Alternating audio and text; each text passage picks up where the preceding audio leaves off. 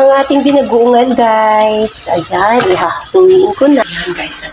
Magluto ako ng binagoongan. So, ayan, may charge tayo. Magluluto muna tayo ng, prito muna tayo ng talong. Ito na, nag-start na rin ako magprito. Ano? Ito natin din. Kakaroon natin ito ako sa binagoongan natin.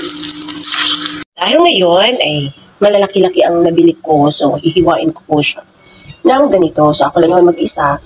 Mag-isa lang naman akong naghawak ng aking camera. So, matik na to mamaya, diba? So, yan.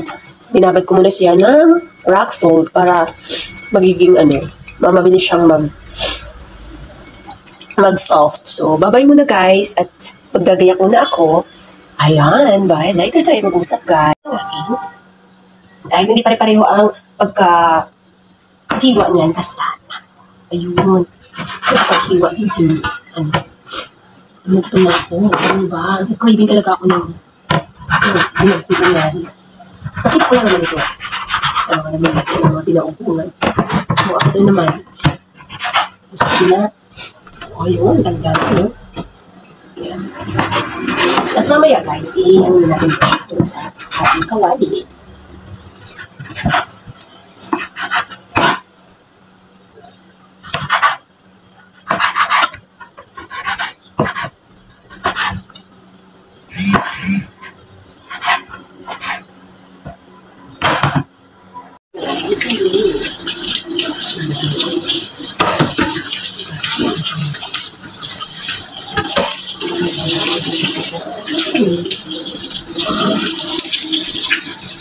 Ilalagay ang ating. Oh, wow. So, tapos guys, maglalagay tayo ng ating masarap. Ay, Nor Cubes. At hindi na pala siya, guys. Andito na pala siya. So, nilalagyan ko siya yan. Tapos, bigyan ko siya ng kunting asin ng rock salt. Para medyo, yung rock salt ko, guys. Para medyo, may sarap-sarap naman siya, diba? O, asin-asin.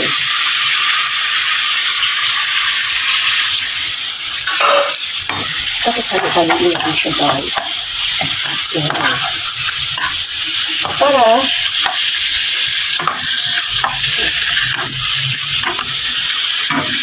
lagyan natin ng tubig.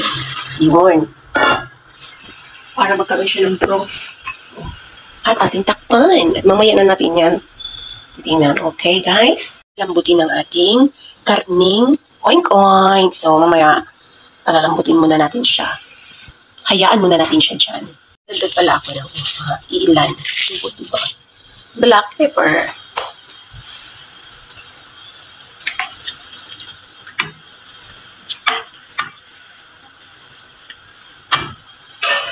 Nga, guys. At naglagay ako ng luya. Ewan ko ba kung baginanggugan, may luya. Basta ako, dadagdagan ko ng maraming kamatis. Meron akong malaki doon, pero malaking sibuyas. Pero ito ang pinili ko dahil meron akong tira.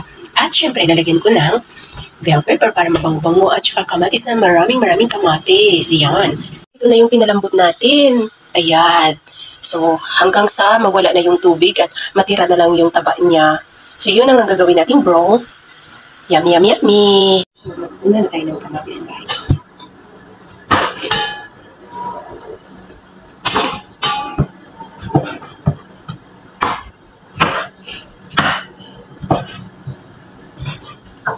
Diba natin kasi natin natin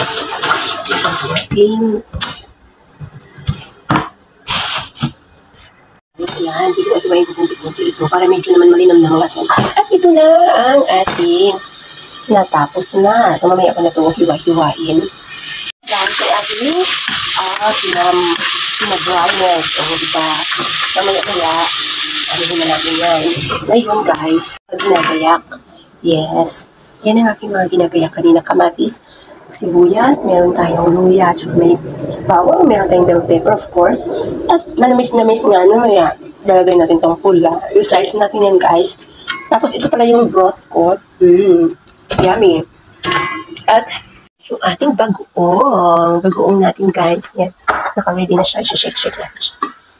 Nilagyan ko siya ito ng konting water para ma-shake. Balik na ang ating pinipili ko. Oh, wow. Nakapoy ko ng ating ano. Yum, pang binubunan siya mamaya. So, hahungin natin yan mamaya, guys.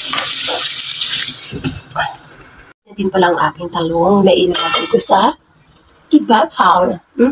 Pinapong medyo ano siya. Malambot naman siya, guys.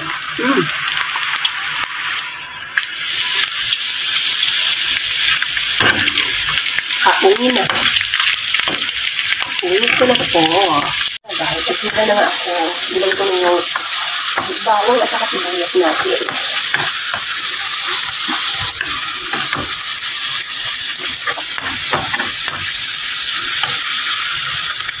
Taklo ba natin ng kaunti?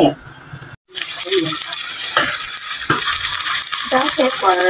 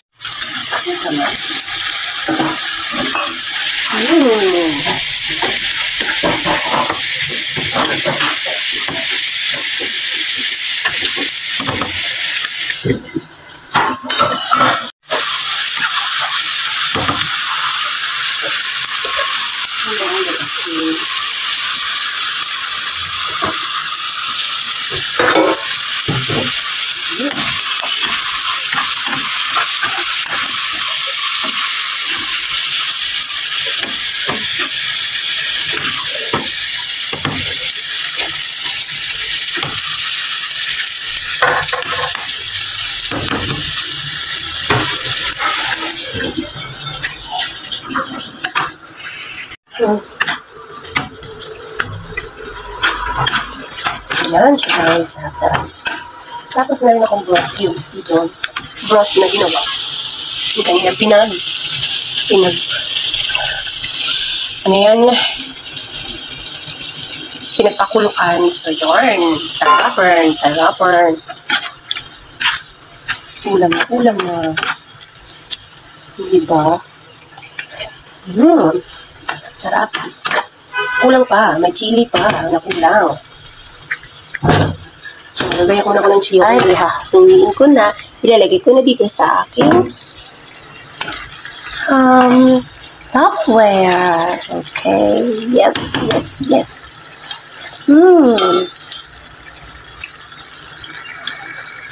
Kasi yan. Hindi masyado. Diba? So, ngayon.